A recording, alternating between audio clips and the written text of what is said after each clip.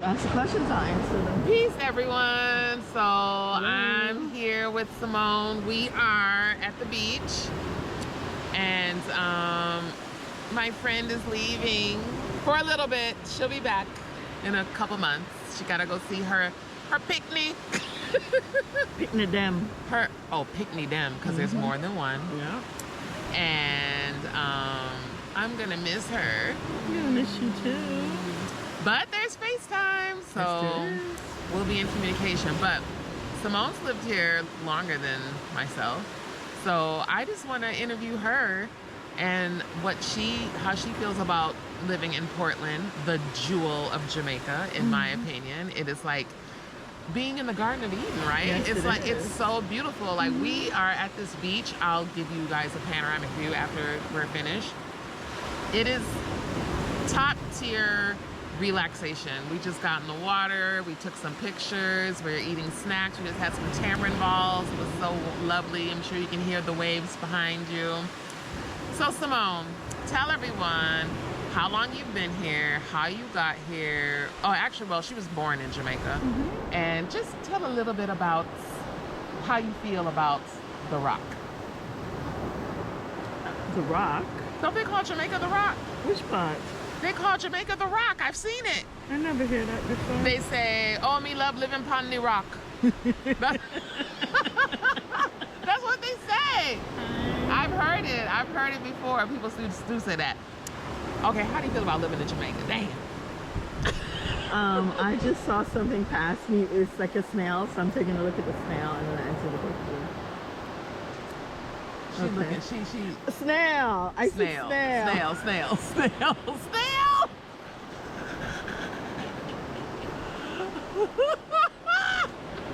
All right. So a little backstory. 4 years ago, I was born in Jamaica. I was born in Kingston, moved to, well, my parents are originally from Portland. So both my parents are Portlander. I went to Canada when I was 9 years old. I lived in Canada my entire life. So 4 years ago, I had a death in my family, and my mother decided to drag me to Jamaica with her. Drag? Yeah. Blasphemy. It was drag. I did not want to come to Jamaica. I was not connected. She didn't know no better. I didn't. It's true. It's true. I forgot the paradise that I'm from. Anyway, so that was like really a great moment, because once I got here, I realized, oh my God, like I needed to be here. So I came, I spent 30 days.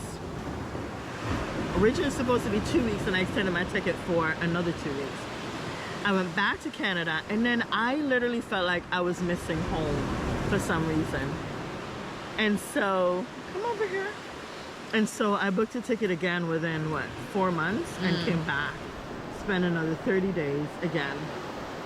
And I think the more I spent in Portland, the more I fell in love with this place. The beaches, therapy, complete therapy. The river, the people. And Portland is a very small town where everyone knows each other. Everyone. And we mean that literally, everyone.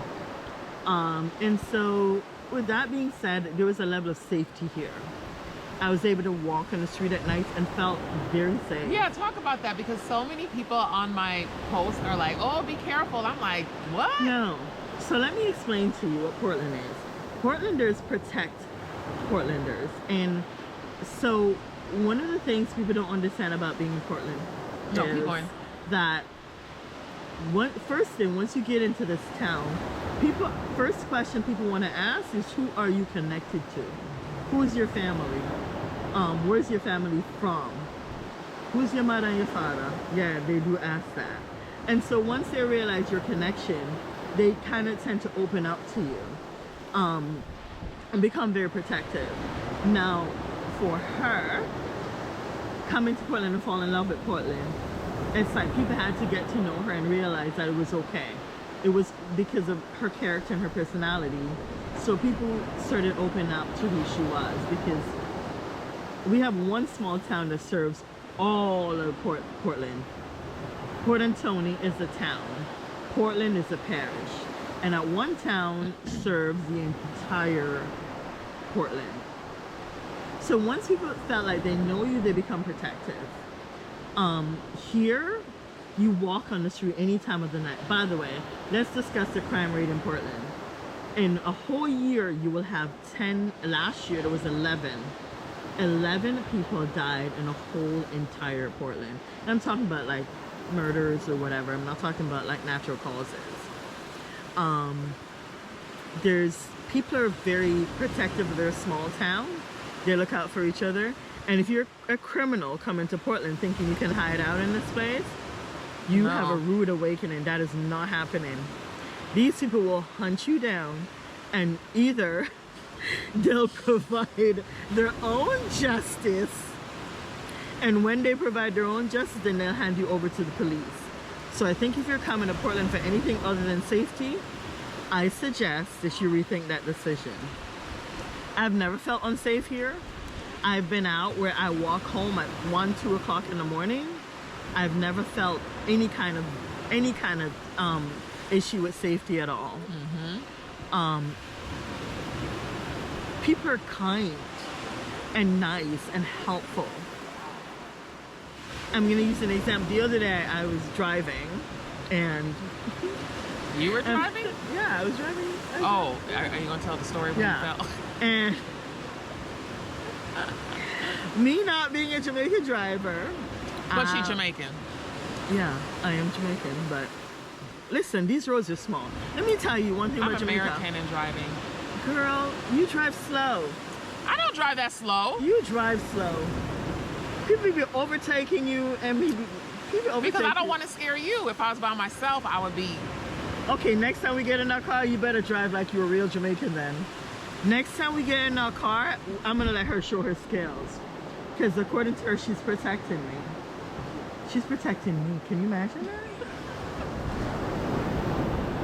Continue. Anyhow, so there was a lot of cars coming on these really tiny roads. If y'all know these roads in Jamaica, it's not even enough for one car. And so I incidentally fell into a mini ditch. And I couldn't take the car out. So I came out of the car and left this car on the side of the road. But I say this to say, I swear within 5 minutes, there was about 30 people stopping their cars, running out of their shops, running out of their business, their homes. And no one was recording to video. No, there was no recording. None. How can I help you? Is that the car? There was a truck man that came with a truck. A neighbor came with a rope. Mark you, the rope didn't do shit. Not a rope. With a rope. Now he tied the rope to his truck and the rope busted, but he tried. And another one came with like a big chain. And literally there was 3 people who attached the rope and pulled my car out of that ditch. Everyone that passed by, everyone that was driving by, the first question people asked was, are you okay? Are you okay? That was the biggest, most important thing, because it shows these people have empathy. I felt safe. I was scared at first because I was like, oh my God. But the support I got during that process showed me that the thing people are talking about being dangerous, and we live in Portland. Let me remind you, we live in Portland. Not Kingston. Not Kingston, not Montego Bay, not Ocho Rios. Portland, the safest parish in all of Jamaica. And if you didn't know, we have the most rivers and the most beaches. And the most rain. And the most rain. And the most nature. And the most nature. And we have Boston jerk. The best jerk in the world. In the world. Undefeated, let me say. You can't come with nothing else. It's undefeated. And it just, people are just nice here. People say good morning. People say good evening. And don't walk anywhere. Don't walk into anywhere without saying good morning or good afternoon. You can't even say hello as an American. I went in somewhere once and said hello. They were like, hello? Yeah. Yeah, no, you have to say good morning, or good afternoon, or good evening. Yeah, definitely. And that is what I love about this place. And that is why I'm so proud to call this place home, because I've never at one point ever feel unsafe here, ever. And Never. I really do enjoy everything about this little island we got going on here. So if you're coming to Jamaica, you want to come and visit Portland, you don't need to tell her to be careful or watch where you go or look where you go. Are you not afraid of people? Nobody know about you in Portland. You're not afraid of nobody in Portland. No You one. do not have to worry about anything. You're Never. fine. It's a beautiful parish. And we live in paradise. And we enjoy it. And I would not trade this for anything in the world. How about you? Hell no. There you go. There you go. So that is what our little parish does for us. Yeah. That's Portland in a nutshell. What else? What's another highlight about Portland? Or what about some Jamaican customs that Americans don't do? Like, to me, I love how Sunday, it's like every Sunday is like Thanksgiving. It's like everybody feast? gets together, huh? A food feast? Yeah, just a food feast and family, and everything is, well, not everything, but mostly everything is closed. You can find a few markets or whatever, but for the most part, that is like family day. Yeah, it is. And it's literally like Thanksgiving every Sunday. I really like that. Fridays and Saturdays, no one really cooks. You go out to Where do support they the go? local businesses. Tell me what's in Portland that everyone lines up on for 2 hours. Where do they go? And you send Oh, them well, KFC. They do love KFC, but there are other local restaurants that people frequent. Yeah, but it's mostly KFC. 2 hours. Yeah, but there, I mean, you see a lot of the restaurants and the cook shops full because people don't cook on Fridays and Saturdays. And what I love, okay, then Sunday you cook. You have big meal. And then Mondays, you No, eat... stop at Sunday. Sunday's very crucial. It's very important. So for Jamaican, Sunday dinner is a huge... Okay, we start with Saturday. Mostly, growing up as a child, Saturday was for soup. Beef soup,